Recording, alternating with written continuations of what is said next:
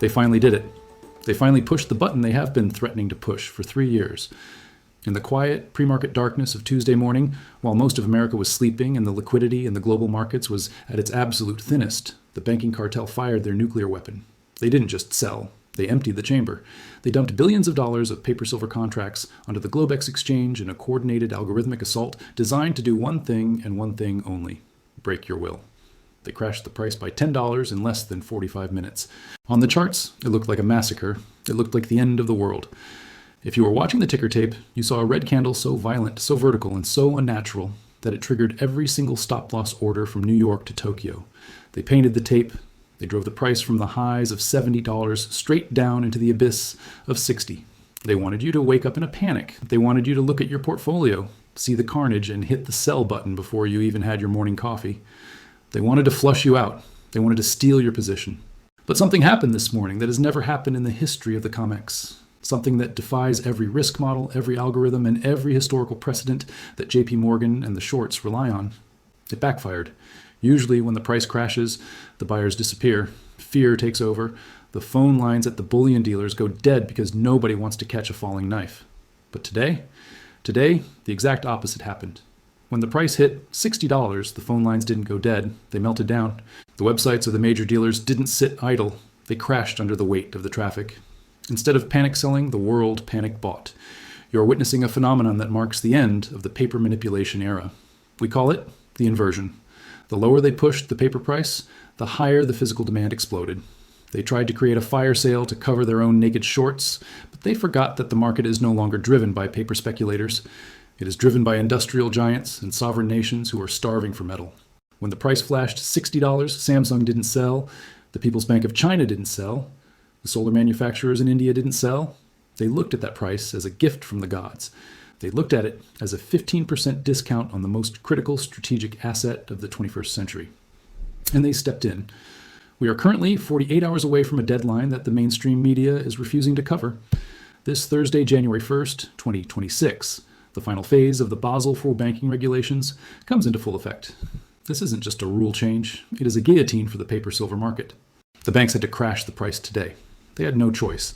They are sitting on massive, toxic short positions that they cannot legally hold under the new capital requirement rules. They needed to induce a liquidation event to buy back their contracts cheap and clean up their books. That was the plan. Smash the price, scare the retail investor, scoop up the shares, and survive the audit. But they walked right into a trap of their own making.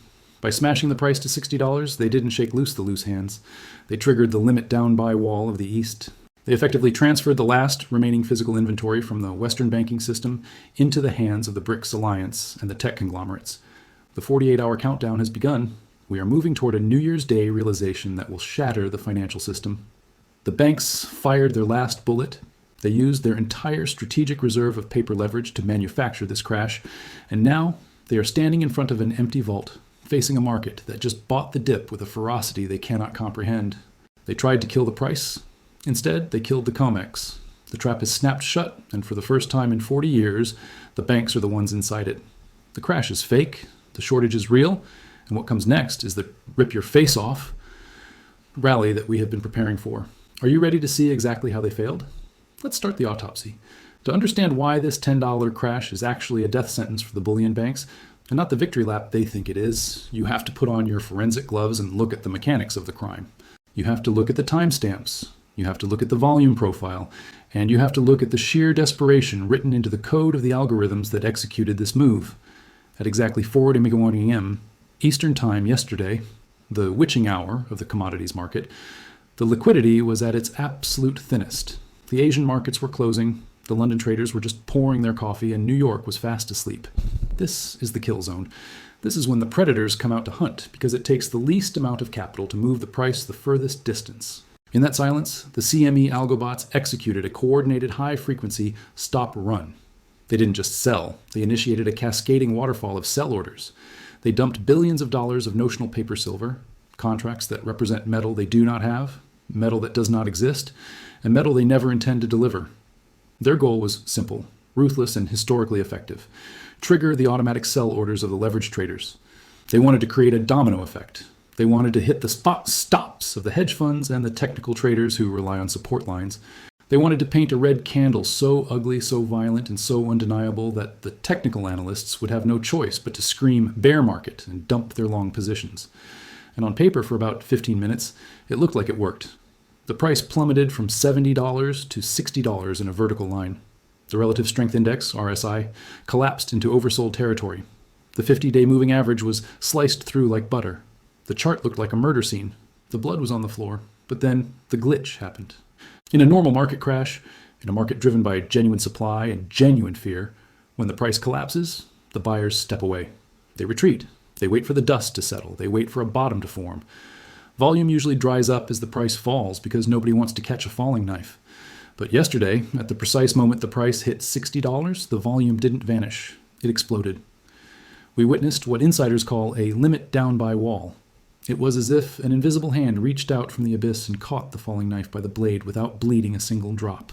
While the Western hedge funds were puking their positions in panic, terrified by the red line on the screen, a massive, coordinated entity stepped into the slaughterhouse. This wasn't a retail trader buying a few coins. This wasn't a coin shop restocking a shelf. This was a whale of sovereign proportions. Likely operating out of the Shanghai Gold Exchange or the New BRICS trading desk in Dubai, this entity absorbed every single contract the banks threw at them. They didn't just buy the dip. They swallowed the dump. They stood there, mouth open, and ate the liquidity. The banks threw a paper hand grenade into the room, expecting everyone to run for the exits. Instead, the room simply closed the door, locked it, and thanked them for the cheap metal. This is the liquidity trap we have been warning you about for months. The CME expended their last strategic reserve of leverage to push the price down. They fired their biggest cannon. But they failed to trigger the capitulation. They failed to break the psychology of the physical buyer. They are now effectively short millions of ounces at $60, but the price is already fighting back to $62, $63, $65. They sold the bottom. They shorted the whole. And here is the terrifying part for the risk managers at JP Morgan and Citibank. The physical market didn't just ignore the drop, it insulted it. Go look at the premiums this morning. Before the crash, when silver was $70, you could buy a Silver Eagle for spot plus $10. Today, with spot down $10, the premium is spot plus $25. The actual cost to get metal in your hand went up. The paper price dropped, but the street price rose. This is the definition of a broken market. This is the definition of bifurcation. The paper price is now just a negotiation tactic that has failed. The banks tried to use fear to cover their shorts, but they ran into a wall of greed, not retail greed, but industrial and sovereign greed. The whale that bought the drop knows the secret. They know that in 48 hours, the rules change. They know that Basel IV makes those short contracts toxic waste. So they called the bank's bluff. They bought the contracts. And now the bank has to find the metal to deliver into that massive buy wall. They tried to create a crash to save their skins. Instead, they created the greatest buying opportunity in the history of the commodity markets. And the window to exploit it is closing fast. The trap is set, the springing mechanism is engaged, and the banks are standing right in the kill zone. To truly grasp the magnitude of this backfire, to understand why the trading desks at Goldman Sachs and JP Morgan are currently staring at their screens in absolute horror, you have to understand who was sitting on the other side of the poker table when the CME threw down that 10 smash. The banks were betting on human psychology. They were betting on fear. They were betting that you, the retail investor, the stacker, the small guy with a few tubes of Eagles in the safe, would see a double-digit red candle and fold your hand. They expected capitulation. They expected the weak hands to tremble and sell their positions back to the bullion banks for pennies on the dollar. But they weren't playing against you this time. They weren't playing against the Reddit crowd or the mom-and-pop investor. They were playing against the cold, unfeeling procurement algorithms of the largest industrial vampires on Earth. At the exact moment silver hit 60, the very second the algorithm painted the bottom of the crash, a massive automated purchase order was executed in Seoul, South Korea, that likely cleared out the remaining registered inventory in London. We warned you about this. We warned you about the Samsung silver bomb. We told you that their new solid-state battery technology requires massive amounts of silver carbon composite to function. We told you that this tech wasn't a dream, but a production line reality. The procurement officers at Samsung, at Tesla, and at Toyota didn't look at the $60 price tag as a crash. They didn't panic. They didn't call their brokers weeping about the technical damage to the chart. They looked at it as a 15% discount coupon on the most critical strategic material in their supply chain. While the CNBC anchors were reading teleprompters about weak demand and technical breakdowns, the industrial giants were quietly backing the armored trucks up to the loading dock. This is the industrial floor we have been preaching about for the last 6 months. In the old days, silver was just money. It was a speculative asset. If the price dropped, people panicked because they felt poor. But today, silver is energy. It is guidance chips. It is solar efficiency. It is the anode in a solid-state battery. You cannot panic sell a physics requirement. If Tesla needs 50 million ounces to keep the Austin Gigafactory running, the price drops, they don't sell. They gorge. The CME's algorithm made a fatal calculation error. It assumed demand was elastic, that it would shrink as the price fell because momentum traders would exit. But industrial demand is inelastic. They need the metal to stay in business. The price of the silver is irrelevant compared to the cost of shutting down a billion-dollar assembly line. By smashing the price to $60, the banks didn't scare the buyers away. They invited them to dinner. They subsidized the very entities that are draining the vaults. And now the cupboard is bare. The load-out reports from yesterday show a velocity of metal leaving the system that is mathematically unsustainable. They tried to flush out loose hands to restock the vault, but instead they transferred the last of the free float into the deep storage of the tech giants. That metal is never coming back. You can recycle a silver spoon. You can melt down grandma's tea set, but you cannot recycle a Tomahawk missile that has been fired. You cannot easily recycle the silver carbon anode of a Galaxy S26 battery that is glued inside a phone sitting in a landfill. The $10 crash just accelerated the timeline of extinction. They tried to buy time to fix their balance sheets. Instead, they sold their future. The 48-hour clock is ticking down to a vault that isn't just empty, it is owed. The banks are now effectively short a metal that is locked inside a solid-state battery in a Korean warehouse. Good luck delivering that against a futures contract. Good luck explaining to the regulator that your collateral is glued to the chassis of a Cybertruck. The industrial panic bid just met the banking panic sell, and the industry won. The banks are naked. The emperor has no clothes, and worse, he has no silver. We have to talk about the calendar. We have to talk about why this crash happened now, at this exact moment, just 48 hours before the ball drops on New Year's Eve. If you think this timing is a coincidence, you are still asleep at the wheel. The banks didn't smash the price to $60 yesterday because they hate you. They didn't do it because of market sentiment. They smashed it because they are terrified of January 1st, 2026. This Thursday, the final irrevocable implementation phase of the Basel banking regulations kicks in globally. For years, we have been warning you about this date. For years, the bullion banks have exploited a massive regulatory loophole. They counted unallocated paper gold and silver, metal that doesn't actually exist, metal that is just a digital promise on a screen, as a high-quality asset on their balance sheets. It was the magic trick that allowed them to leverage their books 100 to 1. It was the mechanism that kept the price suppressed for a generation. But in 48 hours, that loophole closes forever. Under the new net stable funding ratio, NSFR strictures, unallocated gold and silver is no longer an asset. It becomes a liability. It becomes toxic waste. To hold those paper positions on their books after midnight on December 31st, the banks would be forced to post 85% required stable funding against them. That is billions of dollars in capital they do not have. That is a margin call from the regulators that would bankrupt them.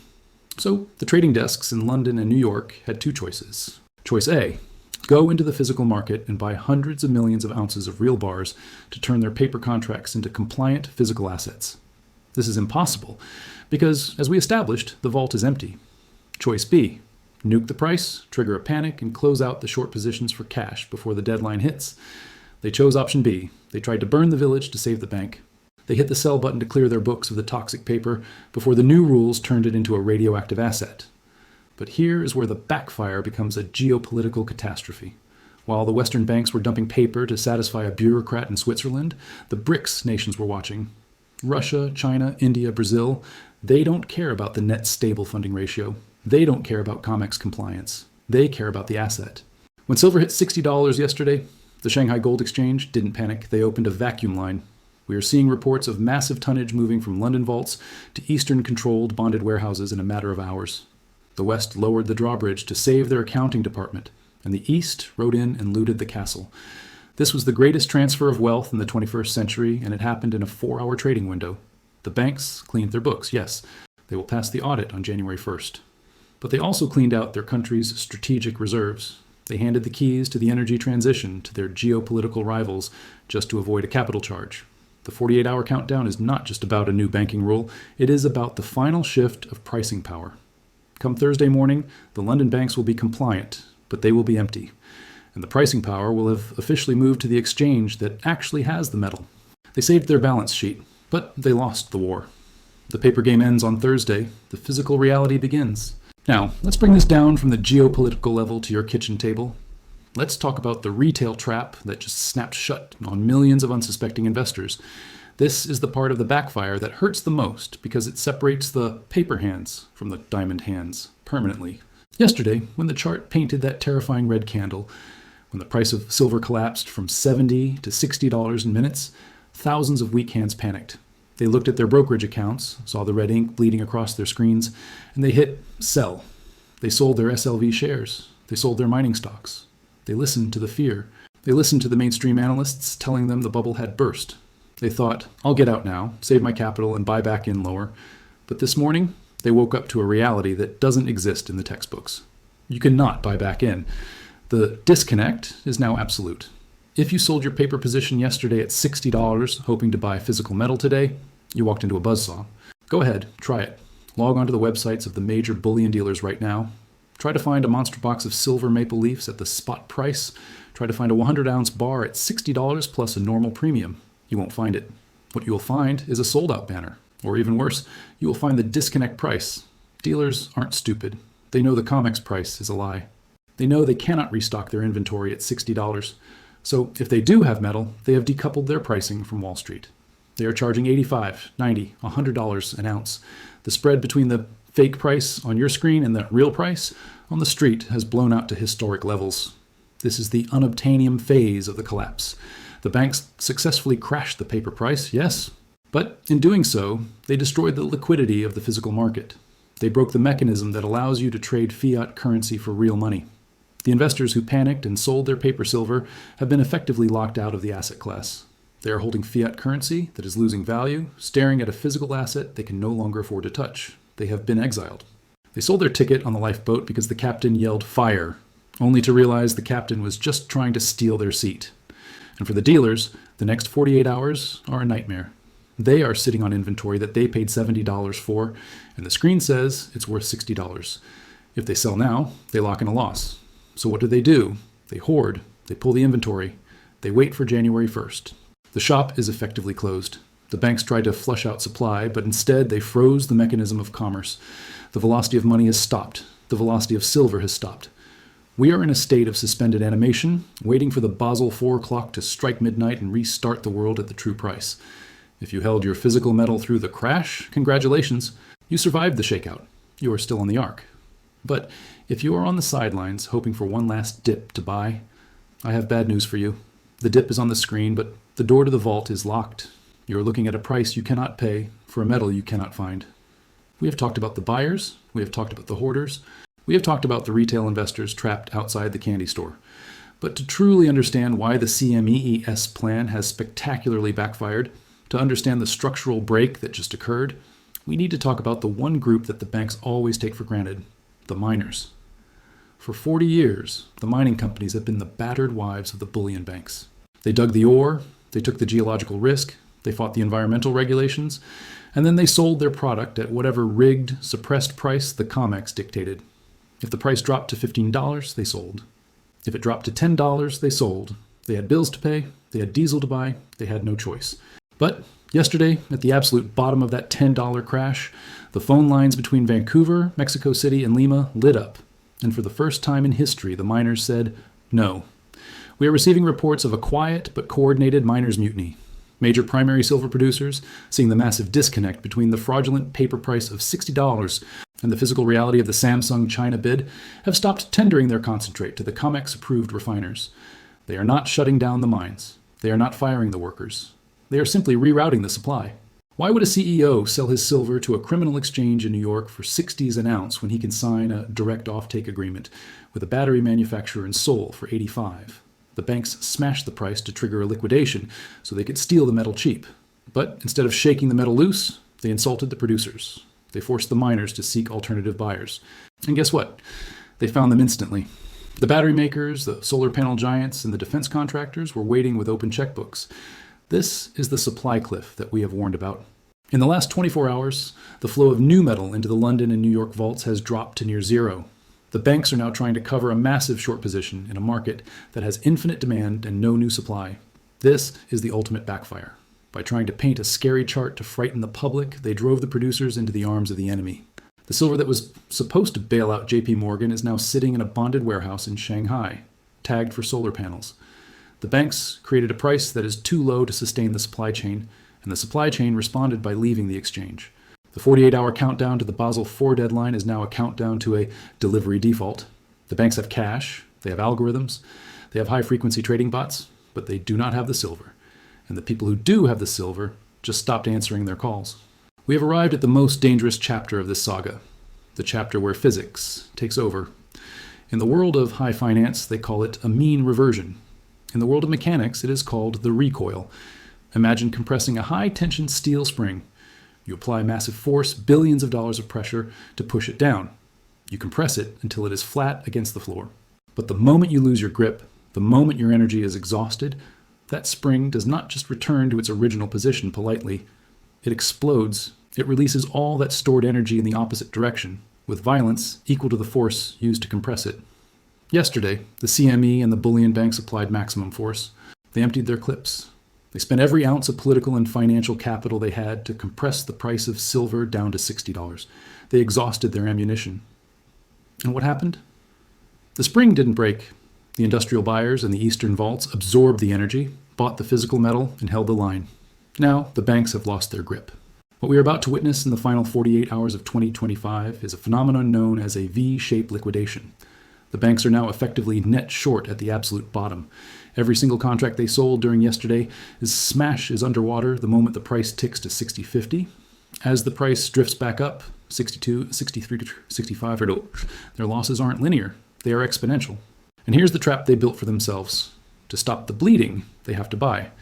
But who are they buying from? They can't buy from the miners. The miners have boycotted the exchange. They can't buy from the retail public. The dealers have locked the doors. They can't buy from Samsung. Samsung is consuming, not selling. This creates a gamma squeeze. As the price rises, the market makers who sold put options to the hedge funds are forced by their own risk models to buy futures contracts to hedge their exposure. They become forced buyers in a market with zero sellers. This is the mechanism that turns a $10 crash into a $20 rally in the blink of an eye. The algorithms that smashed the price yesterday are programmed to flip. Once silver crosses the key technical moving averages, likely around the $60 level, the sell bots shut off and the buy bots turn on. But this time, they will be chasing a ghost. They will be bidding into a vacuum. They will be trying to cover shorts in a market where the only inventory left is sitting in a vault in Shanghai that isn't for sale. We are setting up for a gap-up event on New Year's Day that will leave the banking cartel vaporized. They tried to create a technical breakdown to save themselves from Basel IV. Instead, they loaded the spring for the greatest technical breakout of the decade. The $10 drop was the pullback on the slingshot. The stone has been released, and the target is no longer $70. The momentum from this recoil has the mathematical energy to push us straight through to triple digits. The banks built a trap, walked inside, and handed the key to the market. And now, the spring is uncoiling. We have reached the end of this investigation. We have analyzed the blood splatter on the chart. We have tracked the $10 smash. We have exposed the Samsung buy wall. And we have proven, beyond a shadow of a doubt, that the CME's desperate attempt to crash the silver market didn't just fail. It backfired in a way that will rewrite the financial history books. The banks tried to use their oldest weapon, fear. They tried to create a panic to cover their Basel IV liabilities. They thought that if they painted a scary enough red candle, you would hand over your goods. But instead of fear, they triggered greed. Instead of panic, they triggered a limit-down buy order from the East that vacuumed up the last remaining liquidity in the Western Hemisphere. Now, the only variable left in this equation is you. We are standing at the precipice of a new year. In roughly 48 hours, the ball drops. The clock strikes midnight. The new banking rules go into effect. The toxic waste of paper silver becomes a liability that costs billions to hold. And the vaults are empty. When the markets reopen after the holiday, the gamma squeeze we discussed in part 7 isn't just a possibility. It is a mathematical certainty. The algorithms will flip. The banks will be forced to chase the price higher to hedge their underwater shorts. The V-shaped recovery won't be polite. It will be violent. It will be vertical. It will be the financial equivalent of a dam breaking. You have a choice to make right now, and you need to make it before the fireworks go off on New Year's Eve. You can listen to the mainstream media. They will tell you that the volatility is dangerous. They will tell you that silver is a barbarous relic. They will tell you to sell into the rally to lock in profits. Or you can listen to the math. The math says that you cannot print silver. The math says that Samsung cannot build solid-state batteries with paper promises. The math says that the entity holding the physical metal makes the rules. The math says that when the short interest exceeds the deliverable supply by a factor of 10, and the supply goes to 0, the price goes to infinity. If you're holding physical silver, I'm begging you, do not let them shake you out. This $10 drop was a gift. It was the last boarding call for the ark before the flood. Do not trade your ounces for dollars, just because the screen shows a profit. Those dollars are the very thing that is burning. You do not trade the lifeboat for a ticket on the Titanic, just because the Titanic has a better buffet. The $100 target we used to whisper about, that is no longer a moonshot. That is now a conservative estimate of the fair market value of a strategic energy metal in a world that has completely run out of it. The backfire has accelerated the timeline. What was supposed to happen in 2030 is going to happen in January 2026. We have the intel. We see the trap. The banks are inside it. The lock has been turned, and they have thrown away the key. Get your house in order. Secure your stack. Ignore the noise. The next time you look at the price of silver, it won't be 60. It won't be 70. It will be a number that shocks the world. Subscribe to the channel. Turn on the notifications. We will be live when the markets open to track the gap up. The crash failed. The squeeze is inevitable. Class dismissed.